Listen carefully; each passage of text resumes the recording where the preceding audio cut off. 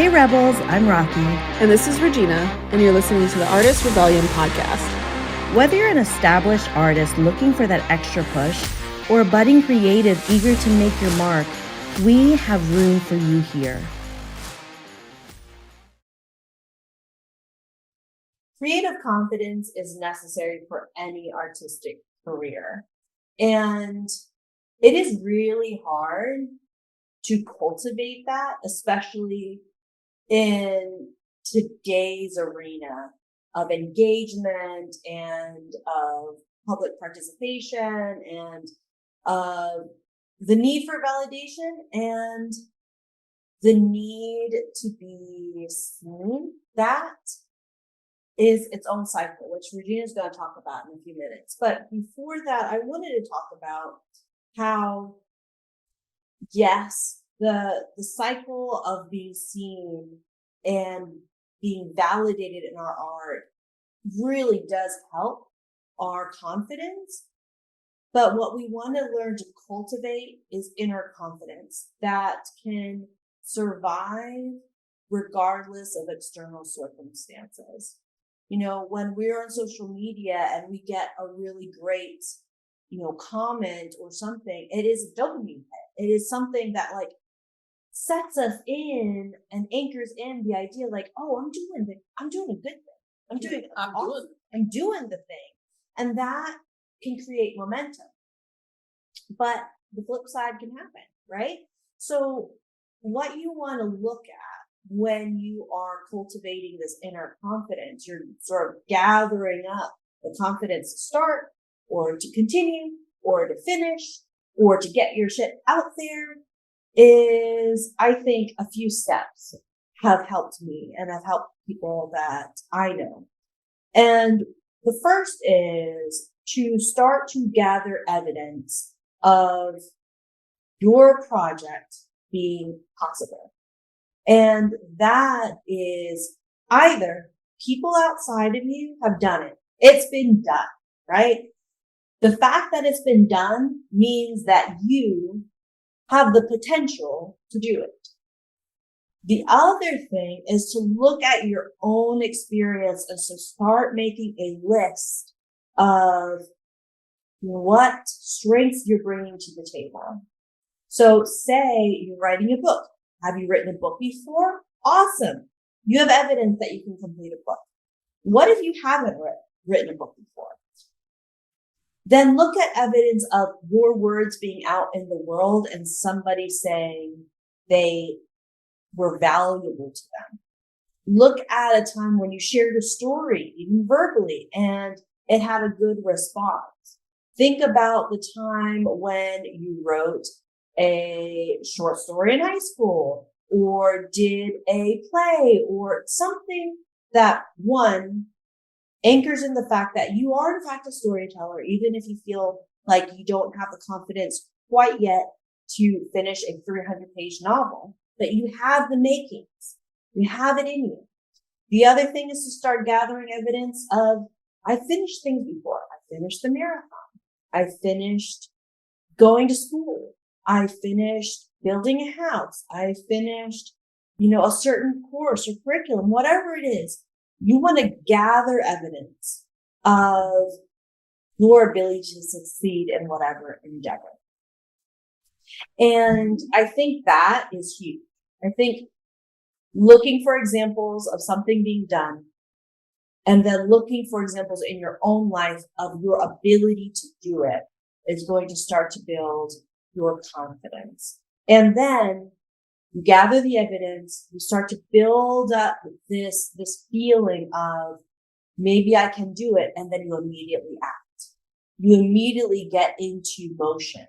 You try to trick your head out of overthinking it.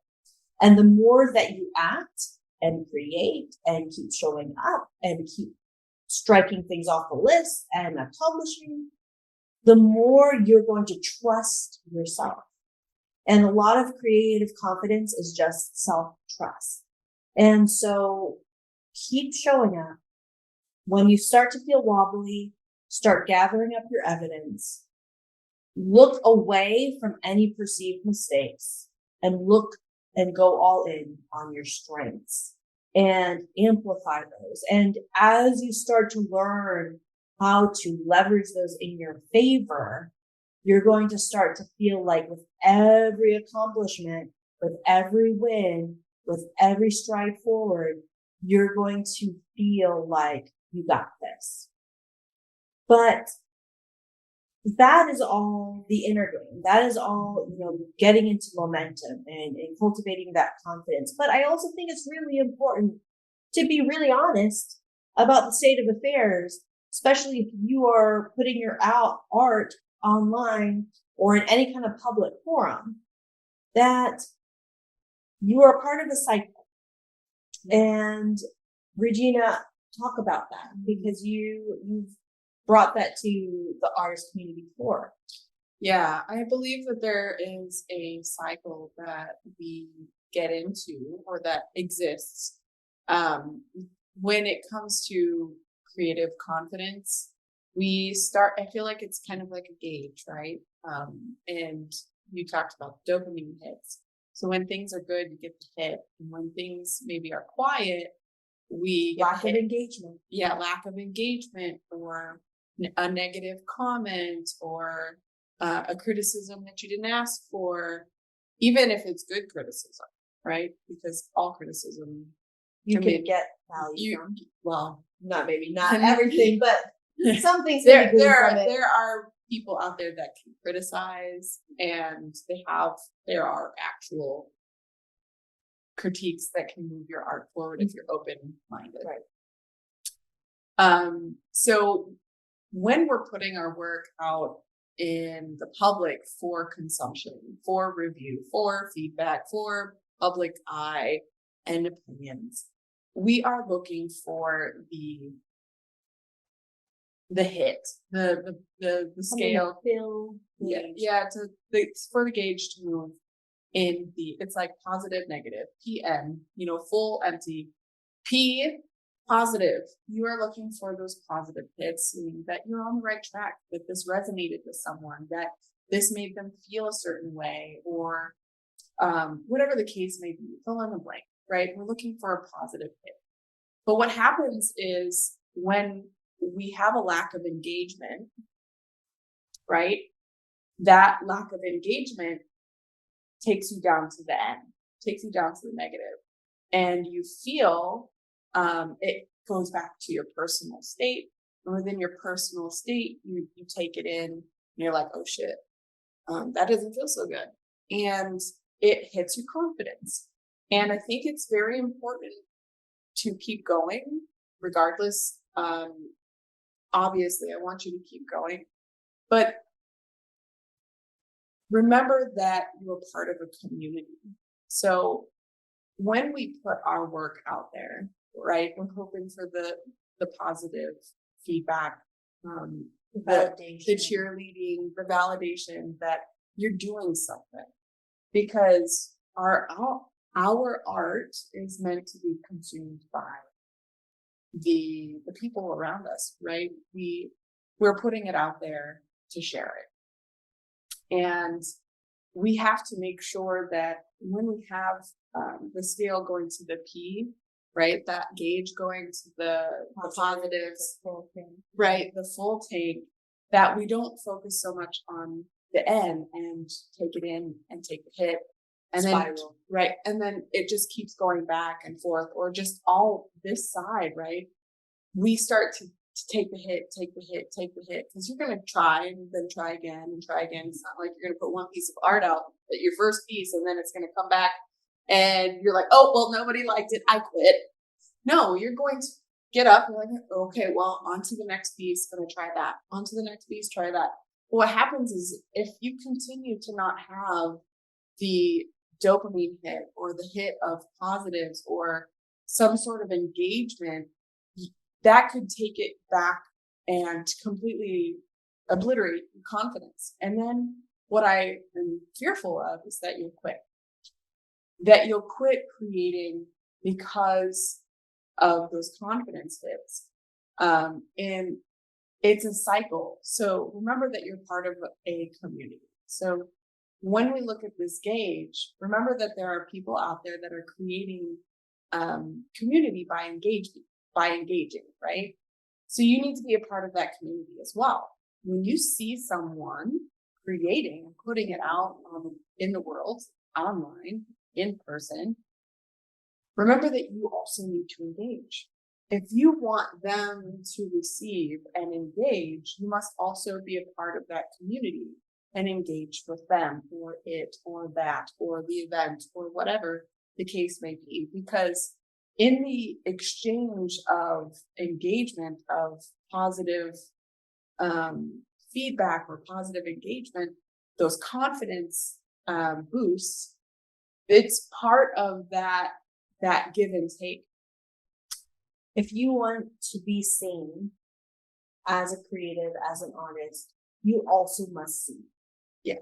That is what the kindness, that is the compassion, that is the collective experience that we want to cultivate in the artists in this community, is that we are here for each other. Mm-hmm. So if we seek validation, then we must be part of the validation of others. Right. Just imagine for 1 second that your art is you've seen a beautiful piece of art online on Instagram.